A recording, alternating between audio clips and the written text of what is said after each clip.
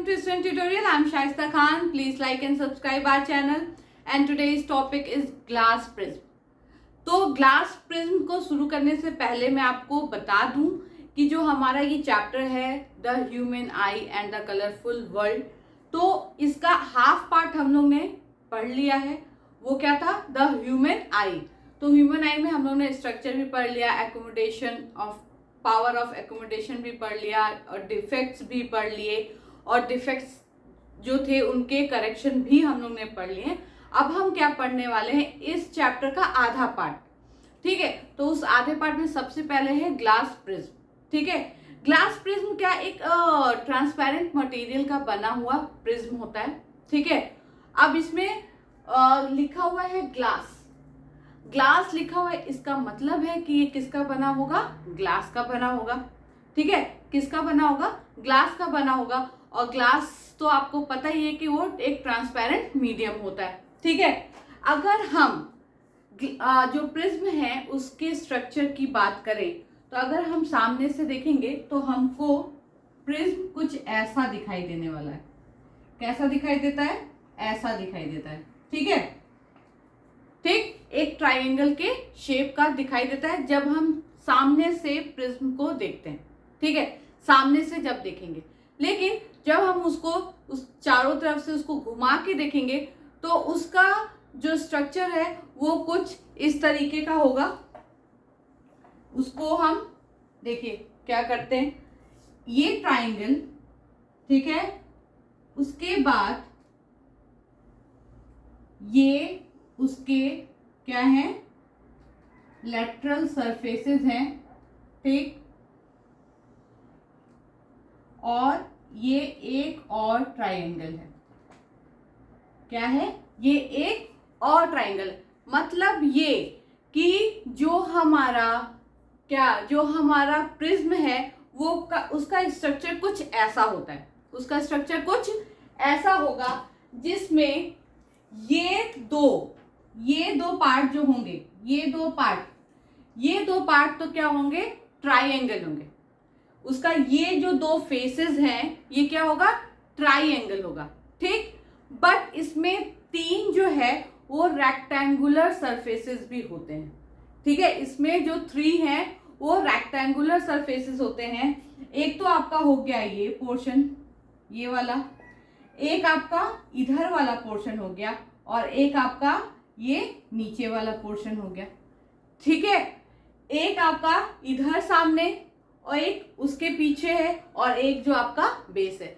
यानी कि अगर आप टोटल देखें तो टोटल जो है इसके 5 सरफेसेस हैं, जिसमें 2 क्या है? ट्राइंगल है, और 3 क्या है? रेक्टेंगुलर शेप के हैं. ठीक है, क्या है? रेक्टेंगुलर शेप के हैं. और क्या होता है कि इसके जो ये लेटरल सरफेसेस होते हैं, जो ये रेक्टेंगुलर सरफेसेस होते हैं उसको हम लोग बोलते हैं लेटरल सरफेसेस. तो अगर हम बात करें लेटरल सरफेसेस तो कितने हैं? 3. तो क्या हुआ कि ये सब एक दूसरे पे इंक्लाइंड है. क्या है? एक दूसरे पर चढ़े हुए नहीं है. क्या है? इंक्लाइंड है. ठीक है, और ये शेप जो होता है ये होता है फुल शेप. अगर आप चारों तरफ से प्रिज्म को घुमा के देखोगे तो कुछ इस तरह का क्या होगा? उसका शेप होगा. ठीक, लेकिन अगर हम प्रिज्म की बात करें तो क्या होगा कि सामने से अगर हम उसको देखेंगे तो सामने से क्या होगा? प्रिज्म हमें कुछ इस तरीके का ही दिखाई देगा, ट्रायंगल शेप का ही दिखाई देगा. और ये ट्रायंगल शेप वही होगा जो सामने का जो ट्रायंगल होगा वही शेप हमें दिखाई देगा. ठीक है, एक तो जो प्रिज्म है वो किसका बना होता है? ट्रांसपेरेंट मटेरियल का, ग्लास का बना होता है. ठीक, इसमें 2 ट्रायंगल सरफेसेस होते हैं और 3 रेक्टेंगुलर सरफेसेस होते हैं, और ये सब जो है एक दूसरे से इंक्लाइंड होते हैं. ठीक है, और जो 2 लेटरल सरफेसेस हुए, जो मैंने आपको बोला रेक्टेंगुलर सरफेसेस, जो लेटरल सरफेसेस हुए 2, ठीक है, तो उनके बीच का जो एंगल है, उनके बीच का जो एंगल होगा उसको हम बोलेंगे एंगल ऑफ प्रिज्म. उसको हम क्या बोलेंगे? Angle of prism. It means कि ये वाला जो एंगल होगा, और ये वाला एंगल कैसे बना होगा? जब दो लेटरल सरफेसेस क्या करेंगे, जब दो लेटरल सरफेसेस क्या करेंगे, एक दूसरे को इंक्लाइन करेंगे कुछ इस तरीके से, ठीक है। तो ये सामने क्या बनेगा, ट्राइंगल बनेगा, ठीक। तो ट्राइंगल का जो ये एंगल होगा, इसको हम बोलेंगे एंगल ऑफ प्रिज्म। क्या बोलेंगे, एंगल ऑफ प्रिज्म। तो ये समझ में आया, जो ग्लास प्रिज्म होता है वो पहले तो ग्लास का बना हुआ होता है, फिर इसमें जो सरफेसेस होते हैं वो 5 होते हैं, 2 इसमें ट्रायंगल होते हैं और 3 जो है रेक्टेंगुलर होते हैं। 2 रेक्टेंगुलर क्या हो साइड में होते हैं और 1 रेक्टेंगुलर जो है वो बेस होता है। और जो सामने का और फ्रंट का और बैक का जो फेस होता है, सरफेस होता है, वो कैसा होता है, वो ट्रायंगल शेप का होता है, ठीक है। तो ये हो गया हमारा प्रिज्म। ये मैंने आपको बता दिया कि ये जो प्रिज्म है ये इसका स्ट्रक्चर कैसा होता है। तो चलिए हम इसकी जो थ्योरी है उसको भी एक बार देख लेते हैं। Prism is transparent refracting medium like glass bounded by at least 2 lateral surfaces inclined to each other at a certain angle. मतलब वो जो एक दूसरे पे होंगे तो एक सर्टेन एंगल पे क्या होंगे, इंक्लाइन होंगे। It has 2 triangle bases and 3 rectangular lateral surfaces. इसके मैंने आपको बोला कि इसके 2 ट्राइंगल होते हैं, फेसेस होते हैं, जैसे एक होता है फ्रंट में जो हमें दिखाई देता है और एक होता है बैक में, ठीक है।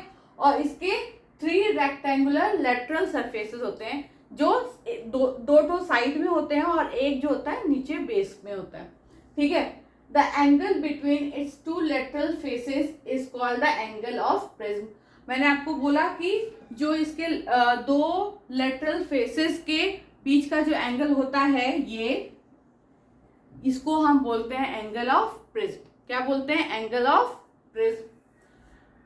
Triangle glass prism usually called glass prism. जो ये ट्रायंगल जो ग्लास प्रिज्म है उसको हम यूजली क्या बोलते हैं, ग्लास प्रिज्म ही बोलते हैं। लेकिन ये क्या होता है, हमें सामने से कैसा दिखाई देता है, ट्रायंगल शेप का दिखाई देता है, ठीक है। ये तो हो गया कि हम क्या चीज पढ़ने जा रहे हैं, उसका स्ट्रक्चर हमने पढ़ लिया। अब जो हमने क्या किया, इससे पहले हमने ये जो रिफ्रैक्शन देखा है वो हमने ग्लास लैब में देखा है, ठीक है। आज हम देखने वाले हैं कि रिफ्रैक्शन थ्रू ग्लास प्रिज्म, ठीक है।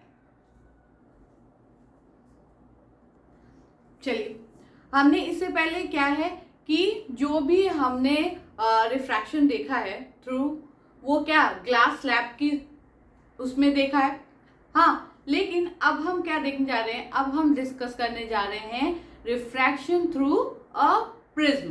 ग्लास प्रिज्म के थ्रू हम क्या देखने जा रहे हैं, रिफ्रैक्शन देखने जा रहे हैं, ठीक है। अब हम देखते हैं कि ग्लास प्रिज्म की जो ग्लास प्रिज्म है उसमें रिफ्रैक्शन कैसे होता है, ठीक है। तो ये है ग्लास प्रिज्म, ठीक। मैंने आपको बोला कि जब हम प्रिज्म को सामने से देखेंगे तो हमें कुछ ऐसा ही प्रिज्म क्या होगा, दिखाई देने वाला है, ठीक। तो हम इसी जो इसका पिक्चर है उसी को लेके हम चलेंगे, ठीक है। क्या हुआ कि इस पे लाइट क्या हुई, इंसिडेंट हुई, क्या हुई, ए बी लाइट क्या हुई, इंसिडेंट हुई, ठीक। अब क्या है कि ये क्या है, ये है एयर, ये क्या है, एयर है, और ये क्या है, ग्लास है, ठीक है। अब एयर से लाइट कहाँ जा रही है, ग्लास में जा रही है, हाँ। तो इसका मतलब ये है कि वो रेयरर से कहाँ जा रही है, डेंसर में जा रही है। तो भाई अगर जो लाइट एक मीडियम से दूसरे मीडियम में जाती है तो लाइट का क्या होता है, रिफ्रैक्शन होता है, जो हमने अपने प्रीवियस चैप्टर में पढ़ा था, ठीक है। अब यहाँ पे क्या होगा, लाइट का रिफ्रैक्शन होगा। तो लाइट का रिफ्रैक्शन इस सरफेस पे होगा, कहाँ होगा, इस सरफेस पे होगा। तो लाइट का रिफ्रैक्शन देखने के लिए हमको क्या करना पड़ेगा, पहले एक नॉर्मल ड्रॉ करना पड़ेगा। क्या करना पड़ेगा, नॉर्मल ड्रॉ करना पड़ेगा, ठीक। ये हो गया नॉर्मल। आपको तो पता ही है कि नॉर्मल कैसे ड्रॉ करते हैं, किसी भी लाइन पे परपेंडिकुलर ड्रॉ कर दो, हो गया नॉर्मल, ठीक है। ये हो गया नॉर्मल। अब हमने बोला कि जब लाइट रेयरर से डेंसर मीडियम में जाती है, जब लाइट रेयरर से डेंसर मीडियम में जाती है तो क्या होता है, वो किधर बेंट होती है, नॉर्मल की तरफ बेंट होती है। किधर बेंट होती है, नॉर्मल की तरफ बेंट होती है। अब ये हो गई हमारी नॉर्मल की तरफ बेंट हो गई, ठीक है। किधर हुई, नॉर्मल की तरफ बेंट हुई। इसको अगर हम चाहें तो थोड़ा सा और बेंट करा सकते हैं, ठीक है। ये क्या हुई, नॉर्मल की तरफ क्या हुई, बेंट हो गई, ठीक। अब ये बेंट होके तो ये क्या हुआ, ये हमारी हुई रिफ्रैक्टेड रे हुई। क्या हुई, रिफ्रैक्टेड रे हुई। तो पहले जब ये इंसिडेंट हुई तो यहाँ पे क्या बनाएगी, एंगल ऑफ इंसिडेंस। क्या बनाएगी, angle of incidence. After refraction ये नॉर्मल के साथ क्या बनाएगी, एंगल ऑफ रिफ्रैक्शन, ठीक है। अब ये जो रिफ्रैक्टेड रे है अब कहाँ पहुंची, ग्लास प्रिज्म को पास करते हुए ये कहाँ पहुंची, उसके दूसरे सरफेस पे। कहाँ पहुंची, उसके दूसरे सरफेस पे। और इस सरफेस पे पहुंचने के बाद उस लाइट को ये पता चलता है कि अब फिर से उसका मीडियम क्या होने वाला है, चेंज होने वाला है। क्या होने वाला है, उसका मीडियम चेंज होने वाला है। तो अब भाई चेंज होगा तो जाहिर सी बात है कि वहां पे रिफ्रैक्शन होगा लाइट का। रिफ्रैक्शन होने के लिए या रिफ्रैक्शन दिखाने के लिए हमको क्या चाहिए, नॉर्मल चाहिए। कहाँ चाहिए, इस सरफेस पे क्या चाहिए, नॉर्मल चाहिए। तो हम फिर क्या करेंगे, नॉर्मल ड्रॉ करेंगे, ठीक है। ये हो गया हमारा नॉर्मल, ठीक। अब क्या हुआ, लाइट कहाँ जा रही है, डेंसर मीडियम से कहाँ जा रही है, रेयरर में जा रही है। कहाँ जा रही है, डेंसर मीडियम से रेयरर में जा रही है। अब ये जो रिफ्रैक्टेड लाइट है ये इस सरफेस के लिए कैसी लाइट होगी, इंसिडेंट लाइट। क्या होगी, इंसिडेंट लाइट, ठीक है। इस वाले सरफेस के लिए तो ये रिफ्रैक्टेड रे है, लेकिन इस वाले सरफेस के लिए ये क्या है, इंसिडेंट रे है, ठीक। तो फिर ये नॉर्मल के साथ क्या बनाएगी, एंगल ऑफ इंसिडेंस बनाएगी, ठीक। उसके बाद अब जब ये डेंसर मीडियम से रेयरर मीडियम में जाएगी तो हमने क्या पढ़ा हुआ है, हमने पढ़ा है कि ये नॉर्मल से कहाँ जाएगी, अवे जाएगी। कहाँ जाएगी, नॉर्मल से अवे जाएगी। और ये नॉर्मल से अवे जाते हुए ये चली गई नॉर्मल से अवे। यानी अगर ये अपना ओरिजिनल पोजीशन या ओरिजिनल पाथ को फॉलो करती तो ये कुछ ऐसे जाती, ठीक है।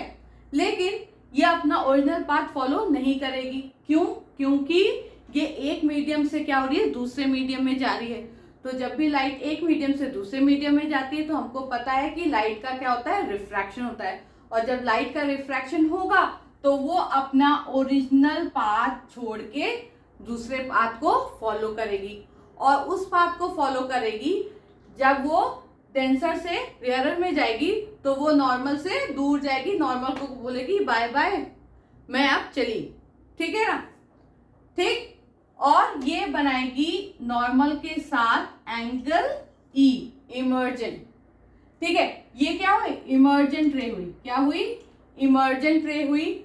ये क्या हो गया, सी, और ये क्या हो गया, डी, ठीक है। अब हम फिर से एक बार इसको क्या करते हैं, समझते हैं। पहले क्या है, ये एक प्रिज्म है। प्रिज्म किसका बना है, ग्लास का। प्रिज्म के दोनों तरफ क्या है, एयर है, ठीक है। लाइट इंसिडेंट हुई, ए बी लाइट इंसिडेंट हुई कहाँ, पी क्यू सरफेस पे, ठीक। उसके बाद जब पी क्यू सरफेस पे हुई तो लाइट कहाँ ट्रेवल कर रही है, एयर से कहाँ ट्रेवल कर रही है, ग्लास में। तो रेयरर मीडियम से कहाँ जा रही है, डेंसर मीडियम में जा रही है। जब रेयरर से डेंसर में जाएगी तो क्या होगा, लाइट का रिफ्रैक्शन होगा। तो रिफ्रैक्शन शो करने के लिए हमको पी क्यू सरफेस पे क्या चाहिए, एक नॉर्मल चाहिए। तो हमने एक नॉर्मल ड्रॉ किया, क्योंकि तभी तो हमें पता चलेगा कि नॉर्मल की तरफ बेंड हो रही है कि नॉर्मल से दूर जा रही है। तो जैसा कि लाइट हमेशा करती है कि वो जब रेयरर से डेंसर में जाती है तो उसकी जो बेंडिंग होती है वो नॉर्मल की तरफ होती है, टुवर्ड्स द नॉर्मल होती है, नॉर्मल की तरफ हुई, ठीक है। इसने नॉर्मल के साथ इंसिडेंट रे ने बनाया एंगल ऑफ इंसिडेंस, और रिफ्रैक्टेड रे ने बनाया एंगल ऑफ रिफ्रैक्शन, ठीक है। इसने आराम से उसी पाथ को फॉलो करते हुए ग्लास प्रिज्म में क्या क्या ट्रेवल किया। ट्रेवल करके ये अब पहुंची पी आर सरफेस पे, जो ग्लास प्रिज्म का दूसरा सरफेस था, पी आर सरफेस। अब वो उस पे पहुंची तो उसको पता चला कि भाई अब तो ग्लास खत्म होने वाला है और एयर आने वाला है। तो फिर क्या होगा, फिर से उसका रिफ्रैक्शन होगा। अब फिर से रिफ्रैक्शन होने के लिए हमको फिर से एक नॉर्मल ड्रॉ करना पड़ेगा, ठीक है, जो हमने नॉर्मल ड्रॉ कर दिया। अब ये जो रिफ्रैक्टेड रे है इस PR सरफेस के लिए वो क्या होगी, इंसिडेंट रे हो जाएगी। क्या होगी, इंसिडेंट रे हो जाएगी। और फिर रिफ्रैक्शन होगा लाइट का, जब वो ग्लास से एयर में जाएगी तो क्या हुआ कि लाइट क्या हुई, नॉर्मल से अवे जाएगी, नॉर्मल से दूर जाएगी और नॉर्मल से दूर वो निकल गई। ठीक है, ये है किसका, रिफ्रैक्शन, किसमें, ग्लास प्रिज्म में। ठीक है, यहां तक तो आ गया समझ में। ठीक, अब एक चीज आप और ध्यान से देखोगे, जब हम ग्लास स्लैब पढ़ रहे थे तो उसमें हमने देखा था जो इंसिडेंट रे थी वो पैरेलल थी किसके, इमर्जेंट रे के। ठीक है, ग्लास स्लैब में भी हमने देखा था कि दो सरफेसेस पे रिफ्रैक्शन हो रहा था। ठीक है, लेकिन जब हम देखते हैं कि जो इंसिडेंट रे है वो और जो इमर्जेंट रे, फाइनल रेज जो निकली ग्लास स्लैब के बाहर, वो दोनों एक दूसरे के पैरेलल होती हैं। बट इन ग्लास प्रिज्म, जो ये ग्लास प्रिज्म का केस है, इसमें जो इंसिडेंट रे है और जो इमर्जेंट रे है वो पैरेलल नहीं होंगी। ठीक है, जो ग्लास प्रिज्म में जो इंसिडेंट रे है एंड इमर्जेंट रे है वो दोनों एक दूसरे के पैरेलल नहीं होंगी, जबकि ग्लास स्लैब में वो पैरेलल हो रही थी। ठीक है ना। अब इसमें एक और बहुत इंपॉर्टेंट चीज ये है कि आपको तो पता है कि ये क्या है, एंगल ऑफ प्रिज्म। क्या है, एंगल ऑफ प्रिज्म। अब इसमें एक और एंगल होता है, क्या होता है, एक और एंगल होता है जिसको हम कहते हैं एंगल ऑफ डेविएशन। ठीक है, ठीक, डेविएट हो जाना यानी भटक जाना।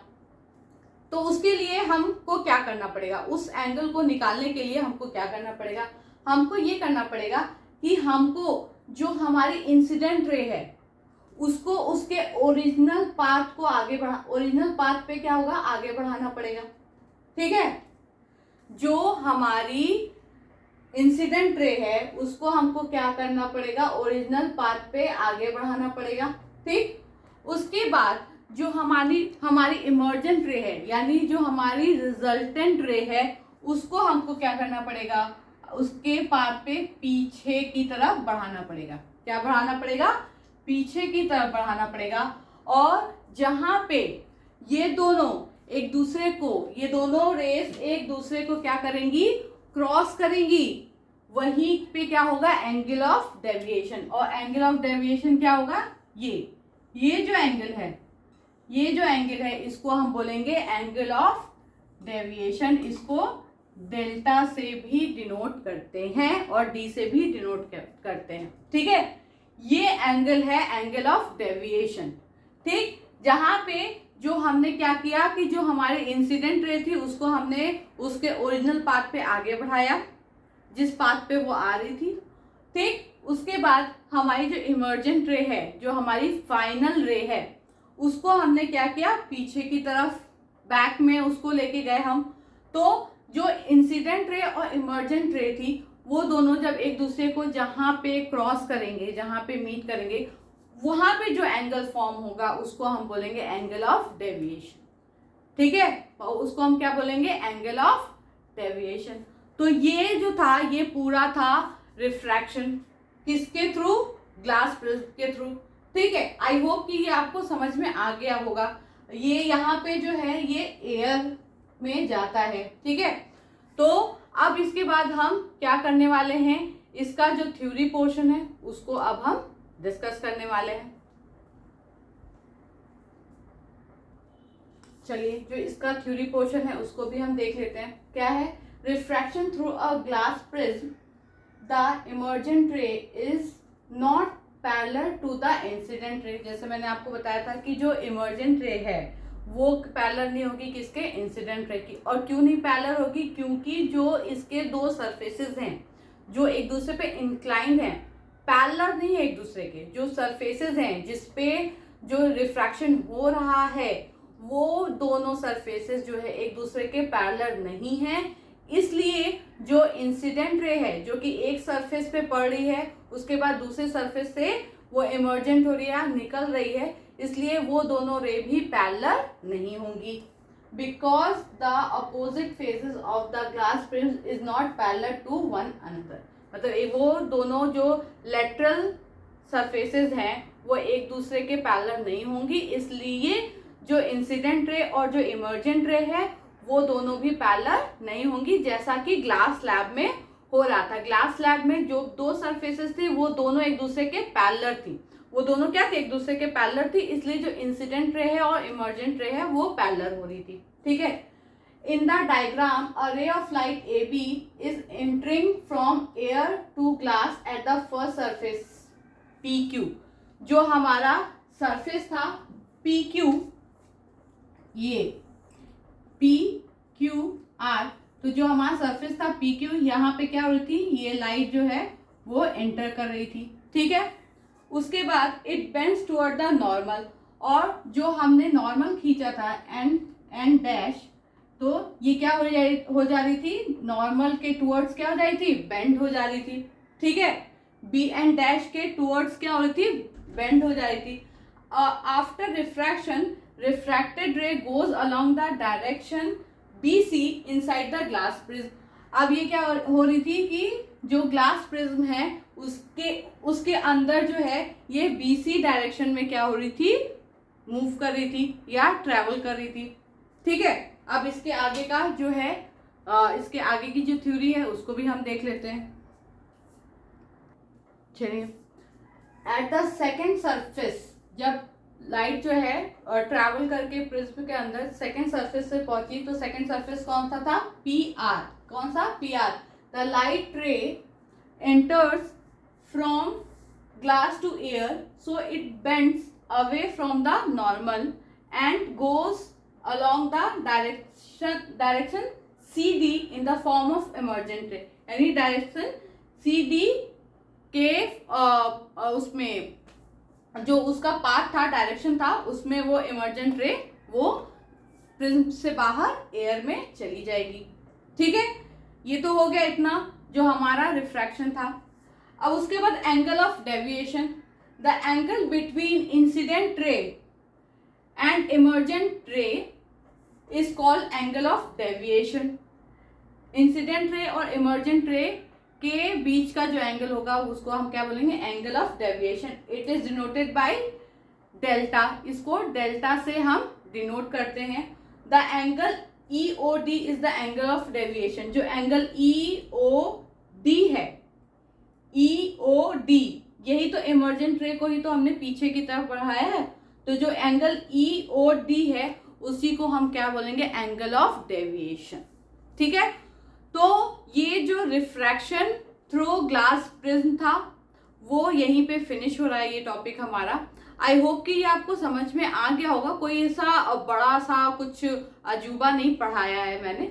ये क्या है, हम पहले भी पढ़ चुके हैं, लेकिन हमने उसमें क्या पढ़ा, ग्लास स्लैब से पढ़ा था। आज हम क्या पढ़े, थ्रू अ ग्लास प्रिज्म पढ़े।